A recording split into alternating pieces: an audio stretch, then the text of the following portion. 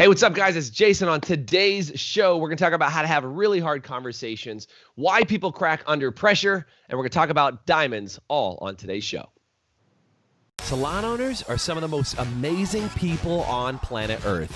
The only problem is sometimes their hearts are so big and they give so much of themselves to their staff and guests that it creates unintended consequences. Our goal is to change the industry by elevating the way the rest of the world sees salons, spas, and barbershops and give it the credibility that it truly deserves. This is the Salon Owner Evo Revo Show. Hey, what's going on, guys? It's Jason from the High Performance Salon Academy and Mr. Doug Campbell. What's up, Doug? How's it going? Dude, as always, really good to see you. Excited about having our conversation today because I think that what's happening right now in the world, obviously everybody knows, is like an unprecedented sort of scenario. And I even hate saying that term because everybody's just talking about it that way. But I do think that right now, if I'm just calling it for what it is, people are having to have some ridiculously hard conversations. You were mentioning some conversation with vendors that you've had to have. You know, I know staffs are having really hard conversation with the owners. Owners are having hard conversation with staff. You know, families are having hard conversations. Lots of people are having hard conversations. And there's just things that I think, and by the way, if you agree that hard conversations are being had right now and they're hard, type in hard conversations in the chat or just type in the word hard, because I think that right now, your ability to handle and master hard conversations is what will get you through this time, no matter what's going on, right? Yeah, I mean, because now when pressure happens, when extreme pressure happens, when people's real character shows up, and so that triggers a point that you've got to have this conversation. Because when it's easy and everything's going good, then you have little bumps in the road and everything. But it's like pressure brings out true character. It's like a good friend of ours, Blair Singer, talks about, who you are is how you show up playing a game. When you get this pressure of a game going, the real you shows up every time. I mean, it's just one of those things. And we're in that moment where, there's been a lot of pressure. There's a lot of pressure of, when we're down, when we're going to open. And now then we're open, or a lot of people are opening or about to open. And so now then it's on. It's like, where am I getting? Do I got enough supply? Do I not got enough staff? Am I communicating with my clients correctly? Am I finding out which of my good clients and which of my clients that I probably should not have as clients anymore? Yeah, totally. And I'll bring this up because, I just want to say this. I'm very excited. California allows haircuts. So I got myself a haircut yesterday. I'm super excited. I didn't go bananas. I just thought haircut was the way to do it. And I just want to say this for all of you guys that are not open yet. Like, it's coming. Be patient. I know that, some states you're going to have hard conversations. The governor's having everybody's having these hard conversations. And what we're finding is that in politics and in life, people are buckling under pressure or they're excelling under pressure, right? And you get to be the judge of who's doing well and who's not. And maybe you're like, damn it, these salons are not open in our city and this is horrible. Things are showing up in these conversations. The reason why I bring this up is I was talking to a stylist who I don't normally have as my regular stylist. And I was talking with her yesterday and she just mentioned to me, she said, I said, how's it going? I said, with your salon, what's been the conversations? What have you done? Because, in the High Performance Salon Academy, we've been helping people out all the time with all this stuff. And she says, well, we got an email when we closed down. Picture this, Doug. They got an email saying, it looks like we're going to be closed for a while. And then we haven't heard from our salon owners since then. At all. Zero conversation. And then she said, as soon as they announced that we could open up, she said, the only thing we got was an email saying, hey, we're going to have a team meeting this day, and then we're going to open this day. So that's been the entire communication for the last 75 days here in California that this stylist has had with the salon owner. And if that makes you sick, do me a favor and type in the chat and say sick. And it made me sick when I heard about this because in the academy, Doug, we've been doing support calls 5 days a week since I'm looking at the calendar over here, since March 14th. That was the very first support call that we did, March 14th on a Saturday. I think I ran them 7 days a week for a week or two. 7 days a week, support calls for our salons.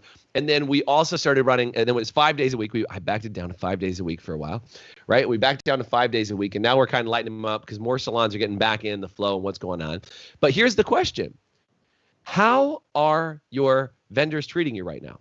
Think about this for a second, because I think there was two responses to this, and Doug, you have to help me out, but I think there was two responses. Tell me if you think there was more. I think some people showed up big and like double, tripled, quadrupled down on how they're serving you. And they just went they cared for you. They took care of you. They super served you. They did whatever they could to make it work for you. And they said, how can we help? And what can we do to be made bigger? And then the other thing is that people did is they shirked away from you, meaning they showed up or they shirked away. And I think there's vendors that were out there that were just like, well, sorry, nothing we can do. Talk to you in a few months. Yeah. That's exactly it. I mean, we had some that showed up. There's like, hey, hey, look, we've got this. We know this is something you're going to be needing. We found at this price point. Do you need us to get to you? Well, I'll go pick it up and drop it off at your salon. Totally. Really helping us fill the holes and just being there for us. And it was funny. Some of those were the smaller vendors, because we have several different distributors that we work with. Some of the smaller ones are the ones that showed up bigger. Some of the bigger ones kind of, oh, well, we really can't do anything right now. And we're not allowed to come out to salons. We're not allowed to do this. And it's like, you're not allowed to come in, but it doesn't mean that you couldn't help out. You couldn't have a conversation. You couldn't help facilitate things along the way. Yeah. So it's been very interesting. So we're having to have some tougher conversations about, who do we really want to do business with and during this process, because I want people that I'm working with, because everybody in business on all sides of the equation should be making money and should be enjoying it. It should be a win-win situation. It shouldn't be that, and I don't feel that's the situation with all of it right now. So it's just weird that, and some of these relationships are longer relationships, and we're going to have conversations. Either things have got to change, or we may have to make some bigger changes and reward the ones that have been showing up for us. And, the ones that aren't willing to show up for us, like, well, okay. But right now is whenever things are moving so quick, getting supplies and some of the warehouses are weeks behind because they haven't ramped them back up to full shift work. And so you have to get everything from local supply stores. And it's a challenge. It's a challenge with the amount of, because you got to figure, for each person that's coming in, you're not even doing a normal color retouch. You're doing a makeup for almost 2 months of hair not being done. Totally. So you're pulling a lot more color through. You're having to cover more root growth than you normally would have to cover. So the amount of product that you're using is quite higher than what you normally use, even at the Christmas time. And we need people that are going to show up and help us work through this and not be causing problems during it, or you have to chase them down and beg for, hey, So I just think, and like I said, some of these are relationships that we've had for a while, but we're going to have some conversation. Just because we've had a relationship, I think sometimes people take a relationship for granted. Just like in marriage, sometimes you think my spouse is always going to be there. Well, you start treating them horribly. They may not. Well, and I see on here, Jody, by the way, and lots of you guys are sounding off in the comments, by the way. Thank you so much. Jody says on here, how to make the decision not to bring back one of my stylists. Thank you. Yeah, that's a giant comment. We didn't get the whole thing. You can take that down for me. But I looked at it from a standpoint of like, look, how to let a stylist go. This is the other thing I want to talk about. We're talking today about vendors. Are vendors letting you down, or are they showing up big? And again, we're a vendor for salons. Like, we work with salons every single day. Our goal, show up bigger than ever before. Show up 1,000 times bigger than we've ever done instead of run away. We could have said, look, guys, we'll just leave you guys alone. Call us in a couple months when you open, or could we show up 100 times bigger? We went from literally doing, and this is not about us, by the way. I'm sorry, I didn't mean to make this sound like just us. But like, we went from providing 4 to 6 trainings a month to providing 27 something trainings a month. Like, the goal was, how do we show up big, right? So we're talking about vendors. How do vendors show up? How do your guests show up inside the salon? Because Doug, you were talking about this. We'll talk about that in a second. How do your guests show up? How does your staff show up? Maybe you had staff members that were like, look, I just want a vacation for 2 months. I'll see you later. I know you need help at the salon, but look, I'm on unemployment right now. So I'm just out. Thanks. See ya. I'd rather get paid more on unemployment. Also, staff, managers, owners. Did the owner of the salon show up bigger for you? Did they double down on their support to help you out and figure that out? Or maybe it's time to figure out something different. I think this really became a question. And by the way, I don't mean to make this like a giant rant about people who didn't show up and got screwed. Because I just want to say this. Look, everybody's going through a hard time. And I think there's a lot of opportunity for us to give some grace to people that are having issues and figuring stuff out. But I will say, as Doug pointed out earlier, that people either show up in crisis or they shirk away. They either show up or they shirk. And I think there's other things like, what are your partners? How did they operate in all this? What happened? Did they show up big? Did they try and conserve and serve? Or were they running away from the problem? Yeah, and Jason, even if they have issues going on, you have the conversation. You still can, because you can't physically be there. So maybe you've got there's a health issue in your family or with yourself or other things, children. Is it where else can I help? What else can I do? Totally. What can I do from here? There's still, it doesn't matter what the situation is, you still can do something to add value to the team. That's right. And to the group. And I think that's the thing. It's like, did you just say, oh, well, and hide behind the situation? Or did you say, yes, the situation's here, and I'm limited in certain things, but there are certain areas that I could add value, and I'm willing to add value. I mean, getting that, because we had a few that, one's got an elderly mother that's got some health complications. Her coming in and out and doing those things doesn't work. But she did. She was in contact with us constantly. Places she could help out, she could help out. She did what she could do, and we valued that she showed up where she could show up. So it doesn't mean everybody has to show up physically and do something big. It's just what can you do? What? Right. Yeah. It's asking the question. It's asking the question. What can I do? Not I'm sorry I can't. Right. I think this is a really big thing to just be tuned into. Is that and I want to say this too about this whole thing. Hopefully for some of you right now, this is a wake-up call for you to say, how can I show up bigger? Like I'm asking that question. I don't know about you, Doug. I'm asking that question every day. How can I show up bigger? How can I serve more? What can I do? Because if you're not asking that question, then you're probably not showing up as big as you should. Right? Right now, and if you're like, how do I show up bigger in my household? Like for me as being the husband to my wife, how do I show up bigger in my house right now to make sure that my kids are being cared for at the level that they need to do? Because it shouldn't just be my wife's job. How can I show up better? And if you're asking that question of yourself, we're able to have that conversation. Like my spouse and I, we went on the first date night we've had the entire, coronavirus shenanigans, right? Well, the first date night, and I'm like, how do I do better with being at home and helping out? What can I do? And she gave me a list. Like my wife, she'll tell me, she's like, here's the list. Here's what I need you to do. I need you to stop doing this. I need you to start doing this. That's called a hard conversation. Mm-hmm. I think when you as an individual are willing to view yourself and like Dawn, she said on here, she said, I need to hear this. Thank you. Right. So thanks, Dawn, for sharing that in the comments. Right. But it's like, you need to ask yourself, how can I show up bigger? And I want you to hear this. You cannot tell somebody else to show up bigger if you haven't asked yourself the question yet. Mm-hmm. Can I say that? Because I will tell you right now, I know that some of you guys are going to get on this bandwagon super quick and say, hell yeah, Jason, hell yeah, Doug, these people screwed me. And I'm just going to say to you, where have you showed up big? Where have you showed up big for somebody else? Are you, because it's a trickle down, right? You can't say, well, they didn't show up for me. Like, screw the government. The government maybe showed up big for you in your mind, or maybe they didn't show up big. But the idea here is, where did you show up big? Where did you rise to the occasion? Where did you show up that's here? But if not, Doug, how do we have some hard conversation with our vendors? How do we have hard conversations to say, look, you're not doing it for me? And that either wakes them up or it leaves them hanging. Let's talk about that. I think you just have to as is it and try to do it with the least amount of emotion, because it's like, and it's not that someone's a bad person. It's like they dropped the ball. It's like, so you gotta have the conversation. It's like they're not willing to pick it up again and say, okay, well, now I need people that want to work with me so that we all can grow. If that's not you, okay. It's just like some of our clients. We had some of our clients that, actually sent in checks for their appointments that they weren't able to make and said, I don't want any credit for that. I'm just putting that there.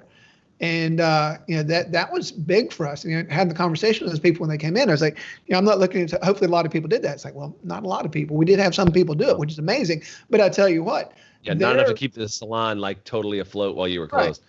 But that person's credibility with us, or those people's credibility with us, went way, way up. So if they ever need something, we need to go above and beyond for them. We need to open up at midnight for something. That's the person I'll open up for midnight with, someone that cared enough about me, my business, and my employees to stroke a check for something because they wanted to do the right thing. Doesn't mean it, and then we got people come in that want to say, well, I'm not wearing a mask. I had the right to not wear a mask. It's like, well, you do, and we also had the right not to cut your hair. Right. So there again, it's like, are they helping her find out who your people are? And what I would say is, whether it's the vendors, whether it's staff, whether it's guests, is that you show gratitude, that you point out, you let them know that you appreciate that, reward that behavior and saying, you really showed up big. I really appreciate it. You are one of the things that brings light into my day. It doesn't mean you have to go do the opposite to the other one. Just let that go. But make sure that you're reinforcing those behaviors with people, because that if you want more of that, you've got to reinforce that. And then, like you said, in yourself, are you doing it? Are you doing what you can? That's what in the conversation, it's not time to blow people up or, you need to be direct. You need to be clear, but it's not that you're a bad person or I hate you. It's just for my business in this time of crisis, I need people that were going to show up. You weren't one of those. So here's a hot tip for you. When you are having a hard conversation, correct the behavior, not the person. Super important. Okay. I want you guys to hear this. These are hot tips you can apply in your salon right now. And here's the thing. I had to have a hard conversation with a vendor last week. I sent him a message. I'll tell you this one. This is an entertaining vendor story. I had a vendor this last week who I felt was kind of phoning it in. I pay him a lot of money, thousands and thousands of dollars a month. And I sent him a message, say, hey, we need help with this. And they literally just one sentence, sorry, we don't do that. I was like, wow, that was really helpful, right? And it was like a normal employee of the company. And then the owner jumped in the conversation and said, what that person meant to say was, we don't typically handle that, but we'd be happy to point you in the right direction of some additional resources. Right? Now, here's what I had to say. So I had to send another thing. I had another problem. And I said, look, guys, I have this problem. Can you handle it? And they didn't handle it.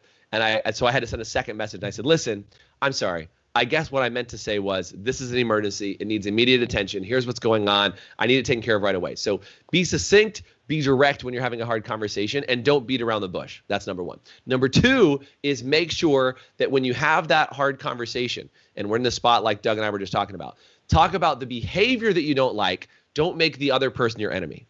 So say, look, as a vendor, if you're not providing me with the supplies that I need, that behavior is not helping me run my business. That is a problem. How do we fix it? Not, you're an a-hole, excuse my language, commented, taken out. You're an a-hole for not getting back to me is very different than say, this behavior does not make me want to stay a user of your service or of your account, of whatever's going on, right? So talk about the behavior that you want corrected. Now, here's the second thing that's really important.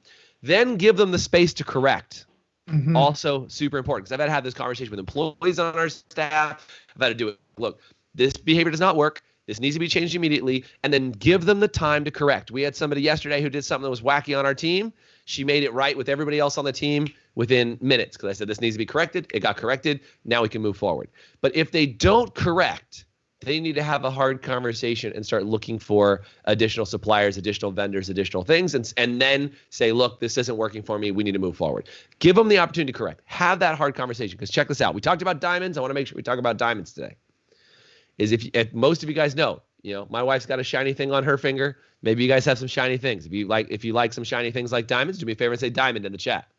Do you know how diamonds are forged? You take coal, you put it under pressure, the right conditions, and under pressure, that coal can turn into a diamond or it can turn into dust. Do you know why it can turn into a diamond or turn into dust? It's the right amount of pressure over the right amount of time. See, if you just come down with crushing pressure, and this is about hard conversations, if you just come down with crushing pressure all at once, you will collapse that coal and you will turn it into dust. That's all it'll become. If you just smash it with a hammer, of course, it's not going to turn into a diamond. It's got to be slow pressure over time. Now, in a situation like what we're in right now, is that pressure came all at once. But again, if you need to correct something, you apply slow pressure over time. And the goal would be that coal turns into a diamond over time because pressure was applied in the right amount. What I would say on that too is having the correct type of pressure. Part of it is, and I see it all the time, especially in this industry, is people don't have the real conversation. They have conversations around the real conversation. Right. Well, that's the wrong kind of pressure. That's not going to bring about that diamond. So if you want people in your life and around you to turn into diamonds, you need to have the real conversation. Say what the real thing is. Let's get to the real issue. Don't kind of beat around it and massage it and do, it's crazy the way people go. It's like, just say what it is, and don't attach emotion to it as far as you're a bad person. Just say, look, we've got to deal with this. I would love to be able to work through this and get to the other side of it, but this is the problem, and we've got to fix that. That is the type of pressure that will move someone towards that diamond growth, as opposed, because the other ones say too much pressure will turn them to dust, and the other will just leave them a lump of coal that is a pain in your butt for the rest of your life. That's right. So the question is, do you want diamonds or do you want dust? Do me a favor and type in the chat. Do you want diamonds or do you want dust? I want to know. And here's this week's challenge from the podcast. Challenge today. You ready for this? Some of you guys are going to be like, hell yes. Some of you guys are going to say, hell no. Your challenge is to have that hard conversation that you know you need to have with a vendor, with an employee, with a manager, with a salon owner, with your spouse, with your children, with your whoever. There's one conversation that you need to have in the next 24 hours. If you know what conversation that is right now, the person it needs to be with or the vendor that it needs to be, I don't want you to type that in the chat because I don't need them to see that. I just want you to type in the word one, O-N-E. I want you to type in the word one. Because if you're listening to this podcast right now, and this was a little different podcast than normal, Doug. We got a little heated today. Yeah, well, it's one of those things. In a good way. You got to have that. You got to have that thing out there. Yeah, so do me a favor. Type in the word one if you know that hard conversation that you need to have. And all I want you to do is in the next 24 hours, I want you to message that person and say, I'd like to chat with you. And don't get me wrong. Nobody likes I'd like to chat with you conversation. And people know what's going on. Don't skirt around. Yeah, I love it. Everybody saying one, right? It's like there's that hard conversation. And I'm just gonna say this: if that hard conversation is with me, maybe Doug, you need to have a hard conversation with me. I don't know. But if that hard conversation with me is like I invite that. My family and my household, we had a hard conversation. We needed to have them. And we had a hard conversation with our staff last week just to be able to move forward on something. And you know what? After that hard conversation, we had the best staff meeting we've ever had. Right after that. I think about it is too, Jason. I think when you learn this, you'll look back and you go, "Wow, there was a lot of opportunities to create diamonds in my past because I was unwilling to do this the right way. Either I blew people up and turned them to dust, or I left them a lump of coal." I think you've got the opportunity to affect a lot of people's lives and create a lot of diamonds around you if you do it right. But that's your responsibility. That's not their responsibility. How you how you have those hard conversations will make a huge difference not only in their life but in your life. So if you get that mindset when you go into it, it makes it a lot easier to have that conversation. Totally. I love it. Gio said, I'm going for 2. He's going for 2 hard conversations. Thanks, Gio. I appreciate it, man. And here's what I just want to say to you guys as we're going forward. If you guys like the podcast and you want to see more episodes, this is still new for us. This is episode 7, 8, somewhere in there. I can't remember, but we're trucking. What, 9? I think it's 9, maybe 10. I don't know. You know what day it is, Doug? I don't even know. It's Blur's Day, I believe. It's Blur's Day, by the way. New Blur's Day shirts out and available. Do me a favor, comment with the word Blur's Day in the comments below, and we will send you the link for the Blur's Day shirts you can buy from High Performance Salon Academy. I just got them yesterday. Super stoked. Really pumped about them because I don't know what day it is. I really don't. I'm confused. I don't know. Are we on podcast episode 4? Podcast episode 110? I don't really know. We shoot 10 videos a week. So do me a favor. Reevaluate your relationships. Have those hard conversations. Make sure that you are getting what you need to get because you are asking for it. And by all means, make sure you start with evaluating yourself and saying, where am I showing up big for the people that rely on me? Thank you guys so much for being on today. Looking forward to seeing you on another podcast soon. And Doug, as always, bro, thanks for being on today. Yep. Y'all have a great day. Thanks for listening to the Evo Revo podcast. If you liked today's episode, please subscribe, leave us a review, and you can always get more information, including show notes and the video episodes at evorevopodcast.com.